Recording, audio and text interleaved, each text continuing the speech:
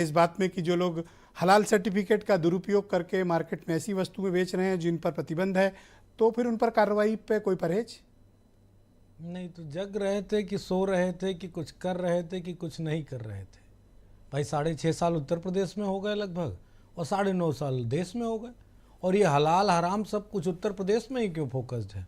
तमाम सारे और भी स्टेट हैं, वहाँ सेंट्रल गवर्नमेंट को सोचना चाहिए। या मैं ये समझूं, आपके ऐतराज का बिंदु क्या है? बिंदु ये है मैं कि ये पॉलिटिकल मामला है बस। ओके।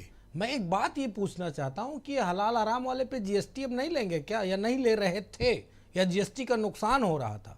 सरकार ने उन प्रोडक्ट पे जीएसटी वसूला कि नहीं वसूला? बात ये है। जैसे मैं एक उदाहरण देना चाहता हूँ, अगर चूंकि यहाँ गाय माता है और उधर गोवा में असम उस पूर्वोत्तर राज्यों में गाय माता नहीं रह जाती, बीजेपी शासित राज्यों में गाय का मांस खाना अलाउड है। सर्टिफिकेट जानते हैं कौन देता है? यही हमारे समीर सिंह जी की पार्टी के मुख्यमंत्री लोग। पूरा अलाउड है। तो कोई चीज़ वहाँ से बन के आ गई और तमाम सारी चीज़ों में मिलाई भी जाती। मेरा इशारा मेरे ख्याल से आपके दर्शक समझ गए होंगे।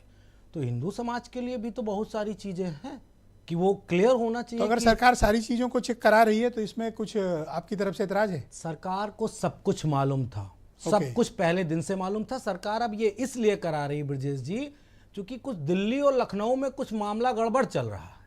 तो दिल्ली वालों को ये मैसेज है कि देखो हम आपसे बहुत आगे हैं, आई एम वेरी फास्ट, मतलब वो नहीं सोच पाए और लखनऊ बैठे वाले सोच लिए।